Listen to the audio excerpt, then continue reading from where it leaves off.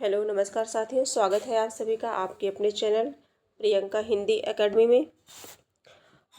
मित्रों, हम सभी इस क्लास में जो है टीजीटी हिंदी 2011 के प्रश्न पत्र को सॉल्व करने चल रहे हैं।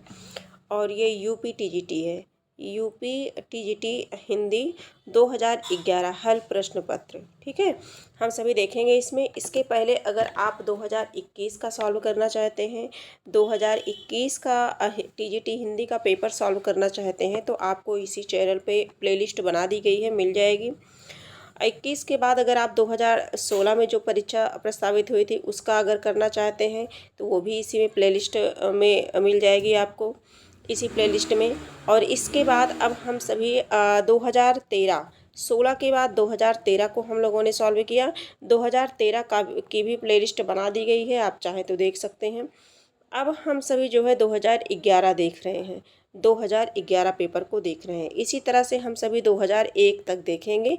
फिर जो है कंप्लीट होने के बाद फिर हम सभी पीजीटी को देखेंगे। फिर पीजीटी 2021 से लेकर के 2001 तक पीजीटी परीक्षा जितने पेपर हुए हैं उन सभी को देखा जाएगा, सॉल्व किया जाएगा। ठीक है, तो आज की क्लास में हम 2011 को देख रहे हैं। इसका जो पहला प्रश्न है हमारा, जो पहला प्रश्न है, प्रश्न संख्या 1 है।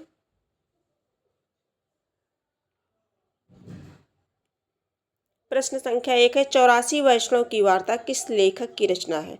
84 वैष्णव की वार्ता किस लेखक की रचना है? तो नाभादास, वल्लभाचार्य, नंददास, गोस्वामी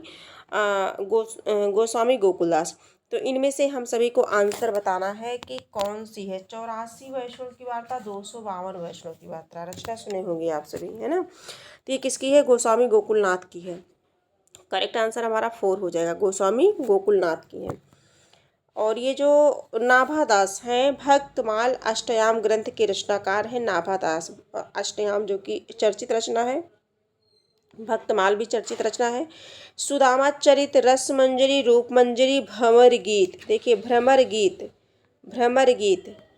है ना, ये भ्रमर गीत सूरदास की है। भंवर गीत जो है ये नंददास की रचना है। और इसके साथ साथ रास पांचाध्यायी भी जो है नंददास की है, जो कि बहुत ही चर्चित है। आगे देखेंगे हम सभी वल्लभाचार्य का अणुभाष्य है। आगे हम सभी देखते हैं, प्रश्न पर चलते हैं। प्रश्न संख्या 2 देखते हैं।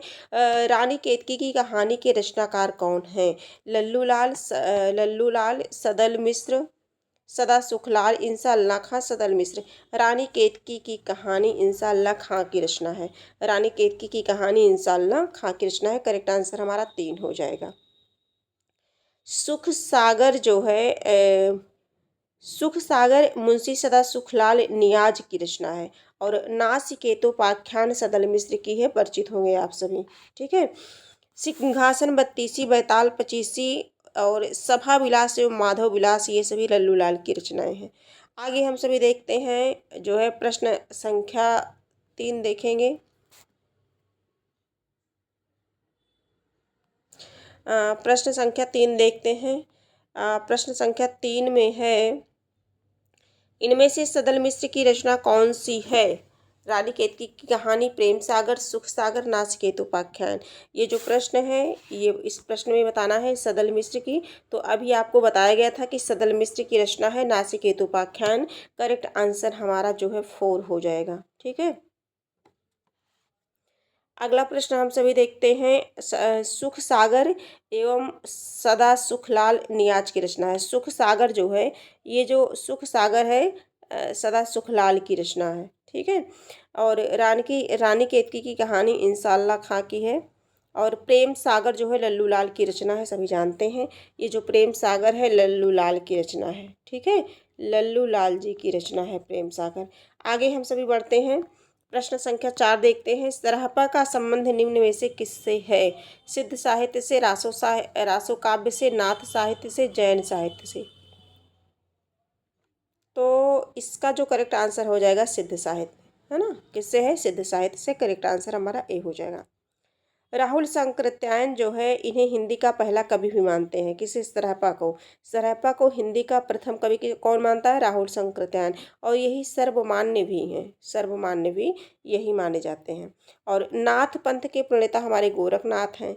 है ना। नाथ पंथ के प्रणेता हमारे कौन है, गोरखनाथ है। आगे हम देखते हैं, हम अगले प्रश्न पर चलते हैं। प्रश्न संख्या जो है 5 देखेंगे। प्रश्न संख्या 5 है, सत्यार्थ प्रकाश के लेखक का नाम क्या है। सत्यार्थ प्रकाश के लेखक का नाम क्या है, किसकी रचना है सत्यार्थ प्रकाश। स्वामी दयानंद सरस्वती की, स्वामी श्रद्धानंद की, स्वामी विवेकानंद की, केशव चंद्र सेन की। तो जो सत्यार्थ प्रकाश रचना है ये दयानंद सरस्वती की रचना है। किसकी है, दयानंद सरस्वती की। करेक्ट आंसर हमारा क्या हो जाएगा, स्वामी दयानंद सरस्वती ए हो जाएगा। रामकृष्ण मिशन की स्थापना स्वामी विवेकानंद ने की थी। यहाँ से ये प्रश्न कभी कभी बनता है। और महर्षि दयानंद ने जो है आर्य समाज की स्थापना की थी। ठीक है। और विवेकानंद ने राजयोग नामक पुस्तक लिखी थी। राजयोग पुस्तक की रचना किसने की थी, विवेकानंद ने। आगे हम सभी देखेंगे जो है आदिकाल को वीर गाथा काल किसने कहा है। जैसा कि आदिकाल को विभिन्न इतिहासकारों ने जो है आचार्यों ने अलग अलग माना है। तो ये आदिकाल को वीर गाथा काल रामचंद्र शुक्ल ने कहा है। किसने कहा है, वीर गाथा काल, तो आचार्य रामचंद्र शुक्ल ने कहा है। ठीक है। आदिकाल को आदिकाल नाम किसने दिया है, तो हजारी प्रसाद द्विवेदी ने कहा है। ये जो आदिकाल नाम है इसे हजारी प्रसाद द्विवेदी ने कहा है। वीर गाथा काल किसने कहा है, रामचंद्र शुक्ल ने कहा है। किसने कहा है, रामचंद्र शुक्ल ने। और राहुल सांकृत्यायन ने कहा है सिद्ध सामंत युग कहा है। सिद्ध सामंत युग किसने कहा है, राहुल सांकृत्यायन ने कहा है। आगे बढ़ते हैं, पृथ्वीराज रासो के रचयिता हैं। पृथ्वीराज रासो के रचयिता हैं, एक सेकेंड, हाँ थोड़ा सा हो गया था, क्लिक हो गया था। तो पृथ्वीराज रासो के रचयिता हैं। प्रश्न संख्या 7, प्रश्न संख्या 7 देखेंगे हम सभी। इस पे थे, हाँ इस पे थे। तो चंद्रबरदाई, जैसा कि ये रचना बहुत ही फेमस है, प्रसिद्ध है ना। तो चंद्रबरदाई की है। किसकी है, चंद्रबरदाई की है। करेक्ट आंसर हमारा ए हो जाएगा। अमीर खुसरो की भी बात कर लेते हैं। दो सुखने, गजल, पहेलियाँ, मुकरियाँ, है ना, ये अमीर खुसरो की रचना है। और खलिक बारी है, मुकरियाँ, है ना। और इसके आगे हम तभी अगर देखेंगे कि जो है नरपति नाल है, जो है बीसल देव रासो की रचना है। नरपति नाल है, ये जो चौथा है ना, ये बीसल देव रासो की रचना है। और परमाल रासो की रचना जो है जगनिक ने की। जगनिक की रचना क्या है, परमाल रासो है। आगे हम सभी देखते हैं, प्रश्न संख्या 8 देखते हैं। कबीरदास किस काव्य धारा के का प्रतिनिधित्व करते हैं। संत काव्य, सूफी काव्य, राम काव्य और कृष्ण काव्य, है ना। इन चारों में से बताना है कि किसका करते हैं। तो जो 8 नंबर का प्रश्न है ये संत कबीर जो है संत काव्य धारा के प्रतिनिधि करते हैं। संत काव्यधारा के प्रतिनिधि कवि माने जाते हैं कबीरदास, है ना।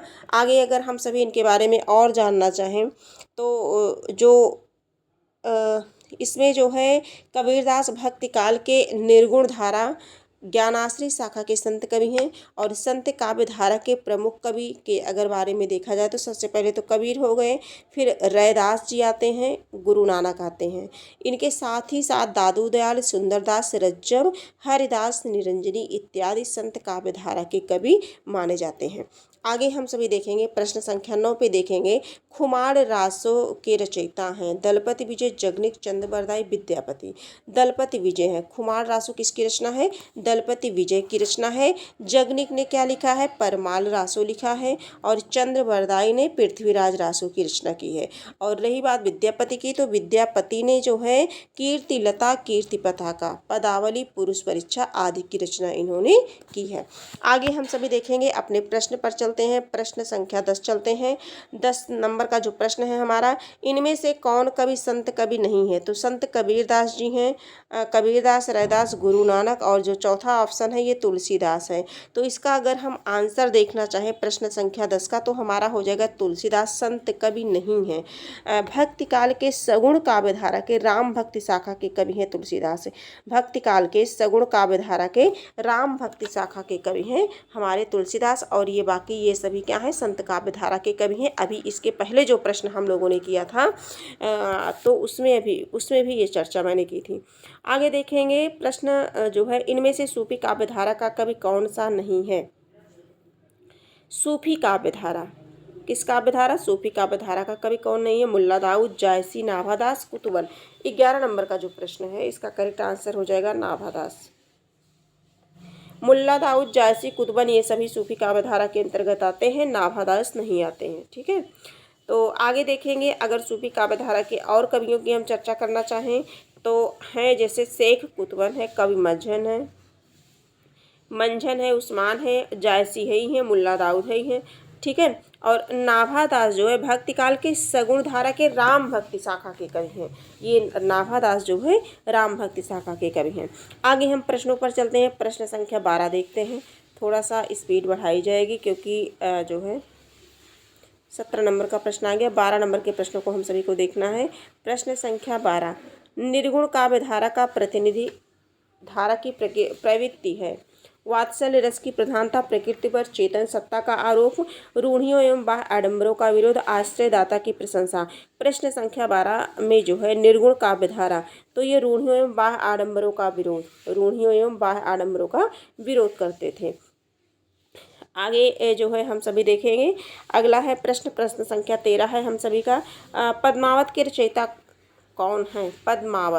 पद्मावत किसकी रचना है? पद्मावत के रचनाकार कौन है? जायसी हैं। जायसी क्या है? पद्मावत के रचनाकार। देखिए, पद्मावत, अखरावट, आखिरी कलाम, चित्ररेखा, कहरनामा ये सब जायसी की रचना है। और चंदायन जो है मुल्ला दाऊद की रचना है। ये मुल्ला दाऊद जो है इनकी रचना का क्या नाम है? चंदायन नाम है। और मृगावती कुतुबन की है, मधुमालती मंझन की है। माँ से मधुमालती मंझन की है ना, और मृगावती कुतुबन की है। आगे हम सभी प्रश्न संख्या 14 पे चलते हैं। प्रश्न संख्या 14 है, पद्मावत किस भाषा में लिखा गया है? पद्मावत किस भाषा में लिखा गया है? तो पद्मावत सभी परिचित हैं, ये अवधी भाषा में लिखा गया है। ठीक है, यह जायसी द्वारा रचित ग्रंथ है। इसकी अन्य रचनाएं हैं अखरावट, आखिरी कलाम, कहरनामा, ये सभी आपको बताया गया।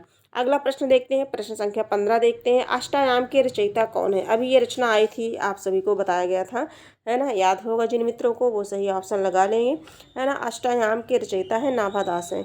अष्टायाम किसकी रचना है? नाभादास की है। नाभादास की भक्तमाल भी तो है जो बहुत चर्चित है, पूछी भी जाती है ना, भक्तमाल है। ठीक है, और आगे देखेंगे अगर हम देखें कि जो है वल्लभाचार्य, हाँ वल्लभाचार्य गोकुलनाथ। 84 वैष्णव की वार्ता के लेखक कौन है? 252 वैष्णव की वार्ता, 84 वैष्णव की वार्ता, ये गोकुलनाथ जी हैं। ठीक है, आगे हम सभी प्रश्न संख्या देखते हैं। प्रश्न संख्या 16 देखते हैं। 252 वैष्णव की वार्ता के लेखक कौन हैं? सूरदास, नंददास, नाभादास, गोकुलदास। बताना है आप सभी को। 16 नंबर का जो प्रश्न है गोकुल नाथ हो गए। अभी ये प्रश्न, इस प्रश्न की चर्चा भी किए थे। आगे देखेंगे जैसे अनेकार्थ मंजरी, मान मंजरी, सुदामा चरित, रस मंजरी, विरह मंजरी, रुकमणी मंगल, भंवर गीत, रास पंचाध्यायी, ये सभी नंददास की रचनाएं हैं जो कि इम्पॉर्टेंट हैं, है ना। भंवर गीत और रास पंचाध्यायी ये इम्पॉर्टेंट है। आगे देखेंगे जो है 17 नंबर के प्रश्न को देखेंगे। प्रश्न संख्या 17 देखेंगे। नंददास किस काव्य से संबंधित हैं? नंददास किस काव्यधारा से संबंधित हैं? तो नंददास, ये आंसर भी दिख गया, कोई नहीं, वैसे भी ये प्रश्न सभी से बन रहा होगा, है ना। तो नंददास जो है कृष्ण काव्यधारा के कवि हैं। करेक्ट आंसर 3 हो जाएगा। नंददास भक्ति काल के सगुण काव्यधारा के कृष्ण भक्ति शाखा के कवि हैं। आगे हम सभी देखेंगे अगला जो प्रश्न है, सूरसागर किस भाषा की कृति है? सूरसागर किस भाषा की कृति है? खड़ी बोली, ब्रजभाषा, अवधी और पंजाबी। 18 नंबर का जो प्रश्न है करेक्ट आंसर हो जाएगा ब्रजभाषा, है ना। ये तो बताने की आवश्यकता है नहीं, ये तो ब्रजभाषा है। किस करेक्ट आंसर हमारा 2 हो जाएगा। सूरसागर सूरदास द्वारा रचित ग्रंथ है ना। सूरसागर, साहित्य लहरी, सूरसारावली, ये सभी सूरदास की रचनाएं हैं जो कि किस भाषा में है? ब्रजभाषा में है। आगे हम सभी देखेंगे 19 नंबर के प्रश्नों को देखेंगे। इनमें से सूर की रचना कौन सी नहीं है? सूरसागर, सूरसारावली, साहित्य लहरी, रास पंचाध्यायी, ये तो नंददास की अभी हम लोगों ने पढ़ा था। करेक्ट आंसर 4 हो जाएगा। आगे बढ़ते हैं हम सभी। इनमें से कृष्ण भक्ति कवि कौन सा नहीं है? तो सूरदास, रसखांड, कृष्णदास, तुलसीदास, राम भक्ति शाखा के प्रतिनिधि कवि हैं तुलसीदास, है ना। तो तुलसी, यही हमारा आंसर हो जाएगा। आंसर 4 हो जाएगा, 4th वाला। आगे देखेंगे हम सभी जो है तुलसीदास की, गोस्वामी तुलसीदास की 12 प्रामाणिक रचनाएं हैं और 12 बहुत इंपॉर्टेंट हैं। पूछा जाता है ब्रजभाषा, विनय पत्रिका ब्रजभाषा में लिखा गया है, और कवितावली, दोहावली, गीतावली जो वली हैं वो सब भी ब्रजभाषा में लिखी गई हैं, बाकी अवधी में हैं। तुलसी की भक्ति काव्य रचना क्या है? दास्य, साक्ष्य, वात्सल्य और मात्र। 21 नंबर का जो प्रश्न है, प्रश्न संख्या 21, है ना। तुलसी की भक्ति का स्वरूप कैसा था, किस प्रकार का था? तो ये दास्य भावना थी। कैसी थी? दास्य भावना। करेक्ट आंसर हमारा 1 हो जाएगा, 1 हो जाएगा। आगे देखेंगे 22 नंबर का प्रश्न देखेंगे, इनमें से कौन सा ग्रंथ तुलसीदास द्वारा रचित नहीं है? गीतावली, दोहावली, विनय पत्रिका, रसमंजरी। रसमंजरी नहीं है, बाकी सभी इन्हीं की रचना है। अभी बताया गया था। ये जो है 22 नंबर का जो प्रश्न है ये हो जाएगा। रसमंजरी किसकी है? नंददास की रचना है ना, नंददास जी की है, नंददास जी की रचना है। तो करेक्ट आंसर 4 हो जाएगा। आगे हम सभी देखेंगे जो है 23 नंबर का प्रश्न है, इनमें से कौन सा महाकाव्य अवधि में लिखा गया? प्रिय प्रवास, साकेत, रामचरितमानस, रामचंद्रिका। 23 नंबर का जो प्रश्न है, रामचरितमानस अवधि भाषा में लिखा गया है। किस भाषा में? अवधि भाषा में। और किसकी रचना है? गोस्वामी तुलसीदास जी की रचना है। और रामचंद्रिका जो है केशवदास की है। ये जो रामचंद्रिका है ये केशवदास की रचना है। और साकेत हरिऔध एवं साकेत जो है, ये जो प्रिय प्रवास है ये हरिऔध की रचना है। और साकेत मैथिली शरण गुप्त द्वारा रचित ग्रंथ है। आगे हम सभी अपने प्रश्न पर चलते हैं। प्रश्न संख्या 24 देखते हैं। रीतिकालीन कवियों की काव्य भाषा क्या थी? अवधी, खड़ी बोली, ब्रजभाषा, बुंदेली। रीतिकालीन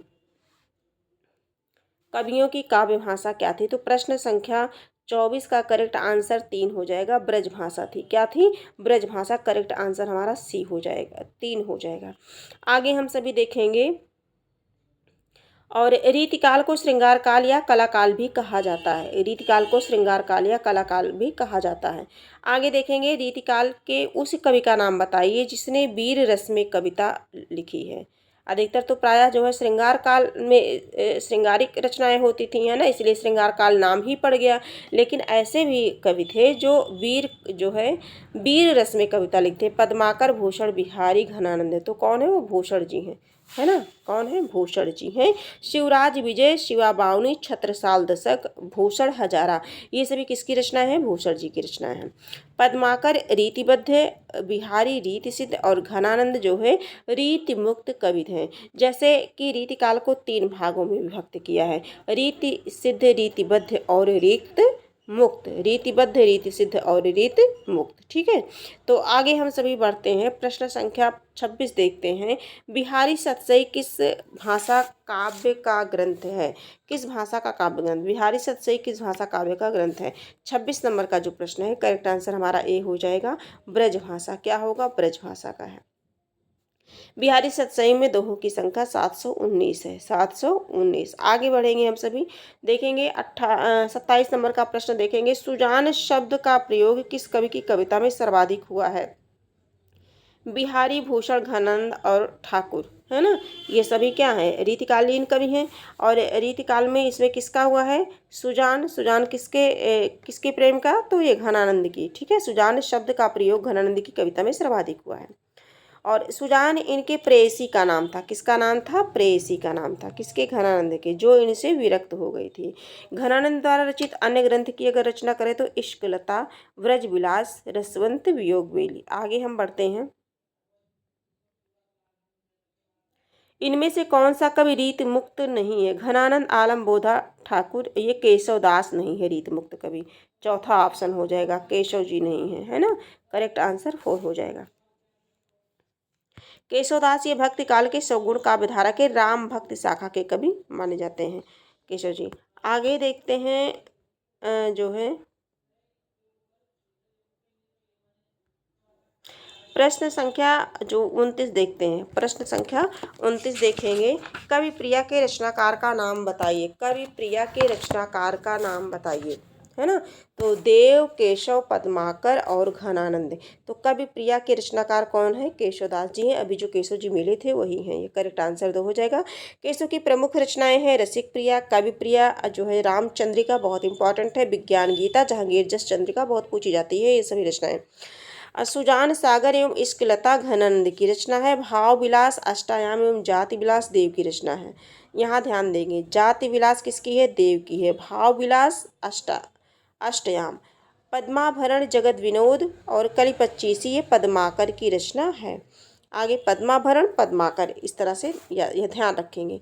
31 नंबर का जो प्रश्न है, प्रश्न संख्या 30 है, इनमें से कौन सी भारतेंदु की रचना नहीं है?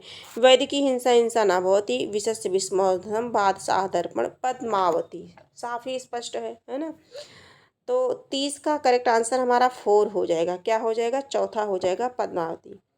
ये भारतेंदु की रचना नहीं है। पद्मावती नाटक के रचयिता जो है राधा कृष्णदास हैं, और जो भारतेंदु नाटक है, भारतेंदु नाटक जो है, ये भारतेंदु कृत जो नाटक है, वैदिकी हिंसा हिंसा न भवति और सत्य हरिश्चंद्र, विशस्य विस्मोधनम, नील देवी, अंधेर नगरी है। आगे हम सभी देखेंगे इनमें से कौन सा नाटक भारतेंदु जी का नहीं है? भारत दुर्दशा, रणधीर और नील देवी, प्रेम जोगनी, रणधीर प्रेम मोहिनी। तो इसमें एक इसका करेक्ट आंसर हो जाएगा 4 4 हो जाएगा। रणधीर प्रेम मोहिनी, तप्ता संवरण, प्रहलाद चरित, संयुक्ता स्वयंवर, ये श्रीनिवास दास के नाटक हैं, भारतेंदु के नहीं है। बाकी ये सभी भारतेंदु के हैं। नाटक से प्रश्न बन रहा है इसमें। आगे देखेंगे, अगला प्रश्न है हमारा, हिंदी समालोचना के सूत्रपात के लिए भारतेंदु युग की कौन सी पत्रिका उल्लेखनीय है? देखिए, हिंदी समालोचना के सूत्रपात के लिए भारतेंदु युग की कौन सी पत्रिका है? कवि वचन सुधा, हरिश्चंद्र पत्रिका, ब्राह्मण, आनंद कादम्बिनी। आंसर बताना है 32 का।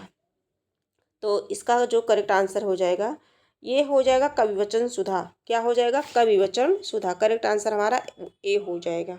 ठीक है। अगला प्रश्न देखते हैं जो है, इनमें से सरस्वती पत्रिका के संपादक का नाम बताइए। तो सरस्वती पत्रिका हजारी प्रसाद द्विवेदी, अयोध्या सिंह उपाध्याय हरिओं, बालकृष्ण भट्ट, महावीर प्रसाद द्विवेदी। शायद प्रश्न इतने इजी हैं कि इसमें चारों ऑप्शन को पढ़ने की आवश्यकता ही नहीं है। महावीर प्रसाद द्विवेदी है ना, फटाफट सॉल्व कर लिया जाता है। लेकिन जो है जानकारी के लिए बता दिया जाता है कि क्या पता हमारे कोई प्रतियोगी नए हों, है ना, तो उनके लिए है। जो कई बार से पढ़ते आ रहे हैं उनके लिए तो बहुत ईजी हो जाएगा, लेकिन जो पहली बार है, अभी अभी जो है प्रवेश किए हैं, तो जो है उनके लिए थोड़ा सा बताना ज़रूरी है। तो इसमें है इनमें से सरस्वती पत्रिका, तो सरस्वती पत्रिका के संपादक कौन है? महावीर प्रसाद द्विवेदी जी है। महावीर प्रसाद द्विवेदी। हिंदी प्रदीप नामक पत्रिका बालकृष्ण भट्ट की है। बालकृष्ण भट्ट की क्या है? हिंदी प्रदीप पत्रिका बालकृष्ण भट्ट की है। अगला प्रश्न हम चलते हैं, प्रश्न संख्या 34 पे चलते हैं। छायावाद को स्थूल के प्रति सूक्ष्म का विद्रोह किसने कहा? सुमित्रानंद पंत, नगेंद्र, डॉक्टर नगेंद्र, रामचंद्र शुक्ल, जयशंकर प्रसाद। स्थूल के प्रति सूक्ष्म का विद्रोह, ये प्रश्न अभी भी पूछा जाता है और हमेशा पूछा जाता रहेगा। बहुत इंपॉर्टेंट है, ये हमेशा रटा होना चाहिए। करेक्ट आंसर हमारा 2 हो जाएगा, है ना। आचार्य रामचंद्र शुक्ल ने छायावाद को चित्रभाषा शैली कहा है। छायावाद को चित्रभाषा शैली किसने कहा है? तो शुक्ल ने कहा है। शुक्ल के जितने भी कथन है, कहीं भी इधर उधर जहाँ से भी आपको मिले, शुक्ल के कथन बहुत ही इंपॉर्टेंट है परीक्षा की दृष्टि से। जयशंकर प्रसाद है, जब वेदना के आधार पर स्वानुभूतिमयी अभिव्यक्ति होने लगी, तब हिंदी में उसे छायावाद के नाम से अभिहित किया जाने लगा, ऐसा जो है प्रसाद जी कहते हैं। आगे हम बढ़ते हैं, प्रश्न संख्या 35 देखते हैं। 35 नंबर का जो प्रश्न है हमारा, कौन सा कवि छायावादी नहीं है? पंत निराला प्रसाद। जायसी नहीं है, जायसी बात है, जायसी नहीं है। कौन नहीं है? जायसी नहीं है। करेक्ट आंसर 4 हो जाएगा। जायसी भक्ति काल के निर्गुण धारा के प्रेम मार्गी शाखा के रचनाकार है। निर्गुण धारा के प्रेम मार्गी शाखा के रचनाकार है कौन? जायसी। आगे हम सभी बढ़ते हैं, छायावाद के प्रमुख कवियों में किसमें गीतों की मधुर वेदना की मार्मिक अभिव्यक्ति अधिक है? तो ये तो महादेवी वर्मा जी हैं, है ना, निसंदेह कह सकते हैं। करेक्ट आंसर इसमें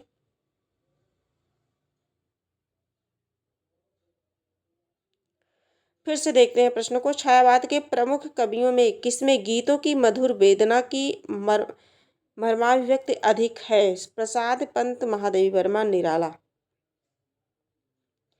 तो जो इसका इसमें जो सुमित्रानंद पंत इसमें बताया गया है, ये मैं थोड़ा सा, इतना इजी प्रश्न है लेकिन मैं थोड़ा सा कंफ्यूज हो रही हूँ कि छायावाद के प्रमुख कवियों में किसमें गीतों की मधुर वेदना, सुमित्रानंद पंत के गीतों की मधुर वेदना की मर्माभिक अभिव्यक्ति है, मर्माभिव्यक्त अभिव्यक्ति। सुमित्रानंद पंत की रचना को देख लेते हैं। ग्रंथि, गुंजन, ग्राम्या, युगांत, शरण किरण, लोकायतन, चिदम्बरा, कला और बूढ़ा चांद। ये तो हमें महादेवी वर्मा जी लग रही थी, लेकिन आप इसमें जो है पंत जी हैं। ये थोड़ा सा मैं बताऊंगी, प्रश्न तो बहुत ईजी है, कई बार पढ़ा हुआ है, लेकिन थोड़ा सा दिमाग में थोड़ा सा कन्फ्यूजन बना हुआ है।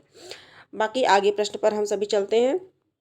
अगला देखेंगे, प्रगतिवादी काव्य सृष्टि है दार्शनिक वर्ग चेतना प्रधान, वैयक्तिक यथार्थ यथा स्थितिवादी। 37 नंबर का जो प्रश्न है, प्रश्न संख्या 37 है, तो यथा स्थितिवादी हो जाएगा। इसका करेक्ट आंसर क्या हो जाएगा? चौथा हो जाएगा। प्रगतिवादी काव्य सृष्टि जो है, प्रगतिवाद काव्य सृष्टि जो है यथा स्थितिवादी है। प्रगतिवाद का समय जो है 1936 से 1943 है।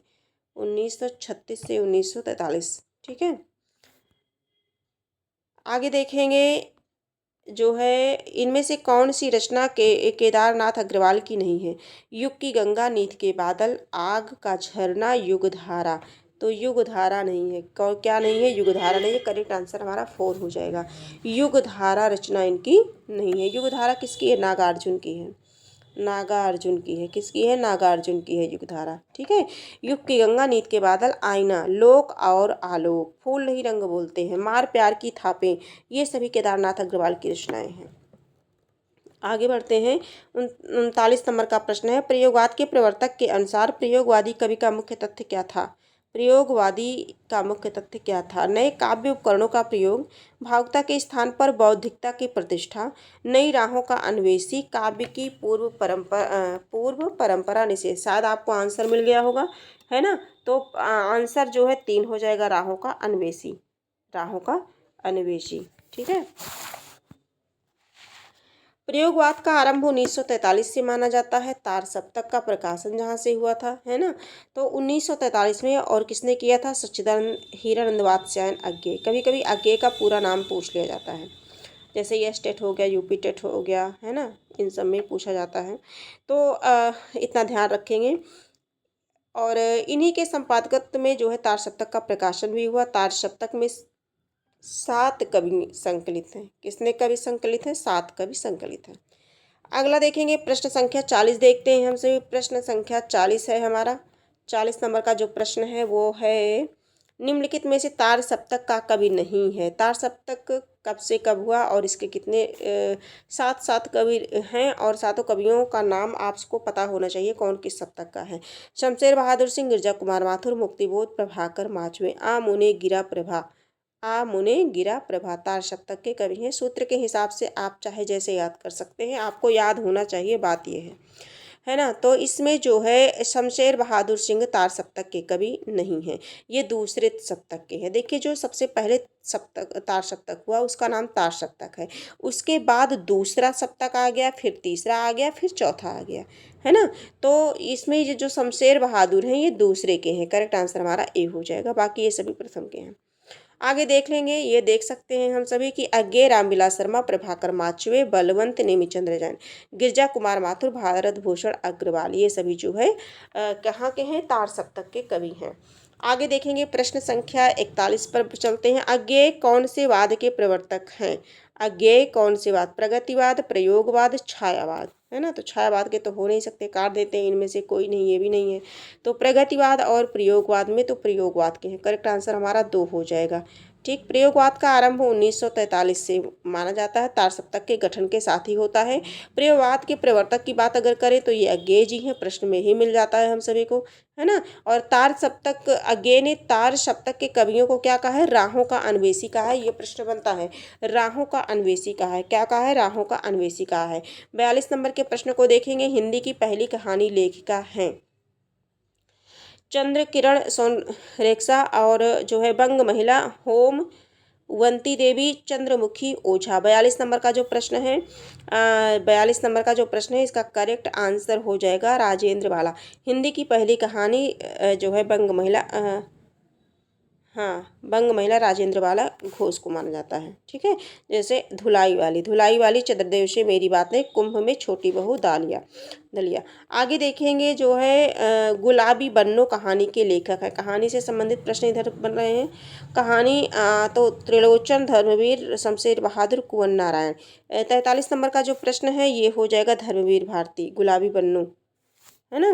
धर्मवीर भारती की अन्य जो है गुलकी बन्नो, क्या है? गुलकी बन्नो, सावित्री नंबर 2 और मरीज नंबर 7 एवं यह मेरे लिए नहीं आदि इनकी हैं। मुर्दों का गाँव, बंद गली का आखिरी मकान, ये धर्मवीर भारती का कहानी संग्रह है। मुर्दों का गाँव, और बंद गली का आखिरी मकान किसका है? धर्मवीर भारती का है। 44 नंबर के प्रश्न पर चलते हैं। अलका जयशंकर प्रसाद के किस नाटक की पात्र है? अलका चंद्रगुप्त की है। किसकी है? चंद्रगुप्त की है। चंद्रगुप्त, स्कंदगुप्त, ये सभी जो है जयशंकर प्रसाद के नाटक हैं। जयशंकर प्रसाद के जितने नाटक हैं, जितनी कहानियां हैं और उपन्यास जो है मुख्य रूप से 3, इन सभी को जो है कंप्लीट आप सभी को तैयार करना है, परीक्षा की दृष्टि से उपयोगी हैं। तो चंद्रगुप्त की पात्र है। किसकी है? चंद्रगुप्त की पात्र है। चंद्रगुप्त नाटक की पात्र जयशंकर प्रसाद द्वारा रचित चंद्रगुप्त नाटक के प्रमुख पात्रों में देखेंगे चाणक्य भी हो गए, चाणक्य हो गए, कार्नेलिया और शकहार हो गया, सिंहरण, आम्बिक, राक्षस, सेल्यूकस, है ना, कल्याणी, एलिस, मालविका, अलका, सुवासिनी आदि जो है चंद्रगुप्त के पात्र हैं।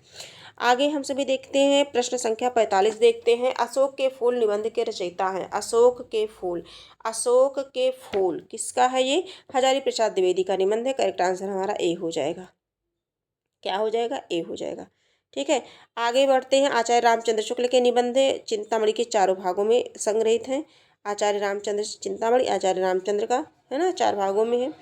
और इनके बारे में और थोड़ा सा देख लेते हैं। अशोक के फूल, कल्पलता जो कि बहुत इंपॉर्टेंट है, विचार और वितर्क है, विचार प्रवाह, कुटज जो बहुत इंपॉर्टेंट है, साहित्य सहचर तथा आलोक पर्व, ये भी इनके जो है निबंध हैं। आगे हम सभी देखते हैं प्रश्न संख्या 46 देखते हैं। प्रश्न संख्या 46 देखते हैं। इनमें से कौन सी स्वीकृत आत्मकथा है? कलम का सिपाही, चूड़ों पर चांदनी, अर्धकथानक, बाणभट्ट की आत्मकथा। प्रश्न संख्या 46 का करेक्ट आंसर हो जाएगा अर्धकथानक। क्या हो जाएगा? अर्धकथानक स्वीकृत आत्मकथा है। अर्धकथानक स्वीकृत आत्मकथा है। अर्धकथानक जैसा कि जानते हैं आप सभी बनारसी दास जैन द्वारा रचित ब्रज भाषा में कृत है और जिसे हिंदी की पहली आत्मकथा भी स्वीकारा जाता है ना। और कलम का सिपाही ये तो जान ही रहे हैं कि अमृत राय द्वारा रचित प्रेमचंद्र की जीवनी है। चीणों पर चांदनी ये तो निर्मल वर्मा का है। किसका है? निर्मल जी का है। और बाणभट्ट की आत्मकथा ये जो हजारी प्रसाद द्विवेदी का कृत उपन्यास है। चारों प्रश्न हो गया। अच्छा, 47 नंबर प्रश्न पर चलते हैं। अर्धकथानक किस विधा की रचना है? फिर वही प्रश्न बन गया। देखिए तो अर्धकथानक जो है ये आत्मकथा विधा की रचना है। करेक्ट आंसर हमारा ए हो जाएगा। बनारसी दास जैन कृत है, पहली आत्मकथा भी मानी जाती है अर्धकथा। प्रसाद द्वारा रचित इरावती कैसा उपन्यास है? इरावती सामाजिक, ऐतिहासिक, पौराणिक, यथार्थवादी। तो ये क्या है? यथार्थवादी है। क्या है? यथार्थवादी है। इरावती जयशंकर प्रसाद का अपूर्ण नाटक है, ये भी ध्यान दीजिएगा। ये लिखा है अपूर्ण नाटक है। जयशंकर प्रसाद द्वारा कृत अन्य उपन्यास है कंकाल और तितली इरावती। 3 मुख्य हैं, कंकाल, तितली, इरावती, जिसमें से इरावती जो है अपूर्ण है। और हमारे प्रश्न में इस तरह से प्रश्न बन सकता है कि किस प्रकार का है? तो यथार्थवादी है। आगे हम पढ़ते हैं 49 नंबर के प्रश्नों पर चलते हैं। निम्न में से कौन सा उपन्यास प्रेमचंद्र का नहीं है? गोदान, सेवा सदन, कर्मभूमि, शेखर एक जीवनी। इसमें से प्रेमचंद्र का नहीं पूछा गया है, तो ये शेखर एक जीवनी हो ही जाएगा, है ना। शेखर एक जीवनी प्रेमचंद्र का नहीं है, तो किसका है? शेखर एक जीवनी अज्ञेय द्वारा रचित उपन्यास है। किसका है? अज्ञेय। हाँ, वही अज्ञेय जो अभी हम लोग पढ़ रहे थे, मिले थे हम सभी को प्रयोगवाद के। आगे देखेंगे हम सभी जो है हिंदी में रिपोर्टाज का आरंभ किस युग से हुआ? हिंदी में रिपोर्टाज का आरंभ किस युग में प्रारंभ हुआ? देखिए ये प्रश्न जो बना है तब जो है इंटरव्यू था, है ना, तो इसलिए इतने इजी प्रश्न बन गए हैं। बाकी इन प्रश्नों में से तो कुछ ना कुछ मिलेंगे, ऐसा नहीं है, लेकिन अब जो प्रश्न बनेगा टीजीटी का जो पेपर बनेगा उस पेपर का जो लेवल होगा वो थोड़ा सा हाई होगा। यानी कि कहने का तात्पर्य है कि हम सभी को गहराई से अध्ययन करना पड़ेगा। आगे हम सभी देखेंगे हिंदी रिपोर्टाज का आरंभ किस युग में हुआ था? 50 नंबर का प्रश्न है। तो ये हुआ था प्रसाद उत्तर युग, यानी कि छायावाद उत्तर युग। करेक्ट आंसर हमारा 4 हो जाएगा। हिंदी में रिपोर्टाज के जनक किसे माना जाता है? ये भी देख लेते हैं। तो शिवदान सिंह चौहान को, है ना। और 1938 में प्रकाशित लक्ष्मीपुरा को हिंदी का प्रथम रिपोर्टाज भी माना जाता रहा है। बाकी तो परिचित ही हैं आप सभी। आगे देखेंगे 51 नंबर का प्रश्न देखेंगे हम जो है 51 नंबर का प्रश्न। देखिए, मैं आप सभी को बताना चाहती हूँ कि ये जो प्रश्न पत्र है ये 125 प्रश्नों का है। कितने प्रश्नों का है? 125 प्रश्नों का है और एक क्लास में कंप्लीट 125 प्रश्न, चारों ऑप्शन को देखते हुए हम सभी थोड़ा-सा टाइम लग जाता है, इसलिए इनको 2 पार्टों में मैंने विभाजित कर दिया है। कितने पार्ट में किया है? 2 पार्ट में हमने विभाजित कर दिया है। जितना बन सकता है हाफ-हाफ करके करते हैं हम लोग, जितना हो सकता है प्रश्न एक क्लास में करते हैं और जब टाइम ज़्यादा होने लगता है तो उसे दूसरी क्लास में कर दिया जाता है। तो 2 क्लास के माध्यम से हम सभी 125 प्रश्नों को सॉल्व करते हैं इस तरह से, ठीक है?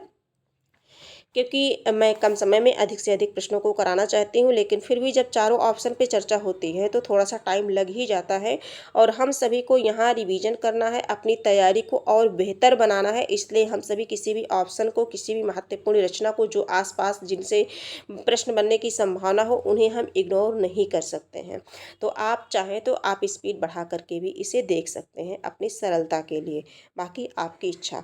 आगे देखेंगे हम सभी हमारी यात्रा के उपन्यास के लेखक हैं। हमारी यात्रा वृत्त उपन्यासकार, हमारी यात्रा के यात्रा वृत्तकार हैं भगवान दास वर्मा, कल्याण चंद्र, लोचन प्रसाद पांडे, यशपाल जैन। 51 नंबर का प्रश्न है। प्रश्न संख्या 51, तो लोचन प्रसाद पांडे हो जाएंगे। क्या हो जाएंगे? लोचन प्रसाद पांडे हो जाएंगे। आगे देखेंगे जो है अगला देखेंगे बनारसी दास चतुर्वेदी के रेखा चित्र हैं। रेखा चित्र, सेतुबंध, ये दोनों स्मारिका। 52 नंबर का जो प्रश्न है इसका करेक्ट आंसर हो जाएगा 52 नंबर का जो प्रश्न है करेक्ट आंसर हो जाएगा इसका 3। जो है रेखा चित्र, सेतुबंध, है ना? रेखा चित्र तथा सेतुबंध ये दोनों माने जाएंगे। तीसरा ऑप्शन हो जाएगा हमारा, तीसरा सही हो जाएगा। देखिए, स्मारिका अतीत के चलचित्र, स्मारिका अतीत के चलचित्र, स्मृति की रेखाएं, मेरा परिवार, ये सभी महादेवी वर्मा का है ना? ये सभी महादेवी वर्मा का है। आगे हम सभी देखते हैं अमिट रेखाएं के संस्मरण का रेखा चित्रकार हैं। अमिट रेखाएं के संस्मरण रेखा चित्रकार हैं विष्णु प्रभाकर, सत्यवती मलिक, देवेंद्र सत्यार्थी, शिवपूजन सहाय।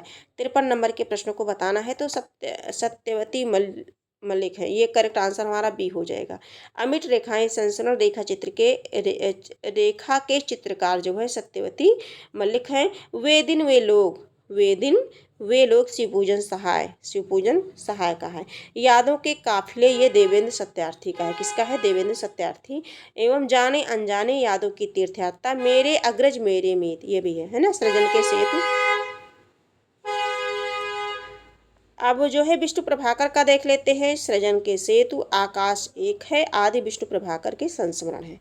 आगे हम सभी चलते हैं 54 नंबर के प्रश्न को देखते हैं। गणेश शंकर विद्यार्थी रचित गांधी की जीवनी है। बापू, श्री गांधी, कर्मवीर गांधी, अकाल पुरुष गांधी। 54 नंबर का प्रश्न है। तो 54 नंबर का जो प्रश्न है इसका करेक्ट आंसर हो जाएगा गणेश शंकर विद्यार्थी, अकाल पुरुष गांधी। अकाल पुरुष गांधी यानी कि 4 हो जाएगा। क्या हो जाएगा? 4 हो जाएगा। बापू घनश्याम दास बिरला द्वारा रचित कर्मवीर गांधी, कर्मवीर जो है ये, हाँ, कर्मवीर गांधी जो है ये मुकुंदी लाल वर्मा का है। ठीक है, आगे हम सभी देखेंगे और अगला देखेंगे इनमें से जगन्नाथ दास रत्नाकर की कृति है। 55 नंबर का प्रश्न है। ज़्यादा बोर नहीं होना है, हम लोग 60 तक करेंगे, प्रश्न संख्या 60 तक करेंगे इस क्लास में। इसके बाद जो है अगली क्लास में किया जाएगा। तो इनमें से जगन्नाथ दास रत्नाकर की कृति है, कृति छांटना है। उद्धव शतक, भ्रमर गीत, गीतावली और रश्मिरथी। तो हम सबसे पहले जान लेते हैं कि जो भ्रमर गीत है, भ्रमर गीत कृष्णदास की है। ये भ्रमर गीत कहाँ है? भ्रमर गीत कृष्णदास की रचना है।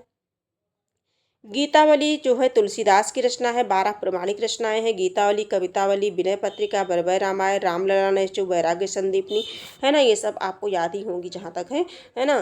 तो ये 12 गीतावली जो है तो गोस्वामी तुलसीदास की ये रचना हो गई। रश्मि रथी तो रामधारी सिंह दिनकर की है ही है। अब बची उद्धव शतक, तो ये तो जगन्नाथ दास रत्नाकर की है। करेक्ट आंसर हमारा ए हो जाएगा। अगला प्रश्न हम देखते हैं, प्रश्न संख्या 56 देखते हैं। तो निहार की रचना किसने की? निहार की रचना, निहार, रश्मि, नीरजा, दीप शिखा, यामा, ये सभी तो महादेवी वर्मा जी की ही रचना है। किसकी है? महादेवी वर्मा जी की रचना है। ठीक है, इनकी एक रचना सप्तपर्णा भी है। आगे हम सभी अपने प्रश्नों पर चलते हैं। 57 नंबर के प्रश्न को देखते हैं। कौन सा प्रश्न? 57। शिवराज भूषण के रचयिता हैं। शिवराज भूषण किसकी रचना है? ये भूषण जी की रचना है ना। आंसर भी दिख गया साफ थी। शिवराज भूषण के रचयिता भूषण कवि हैं शिवराज भूषण। शिवा बावनी छत्रसाल दशक है ना। भूषण हजारा भी है। क्या है? भूषण हजारा भी है। भूषण हजारा भी है। और बिहारी की एकमात्र रचना बिहारी सतसई है, जिनसे आप सभी परिचित ही हैं, जिनसे उन्हें ख्याति मिली है। इनमें से सूरदास की कृति कौन सी है? कवितावली, गीतावली, साहित्य लहरी, गंगा लहरी।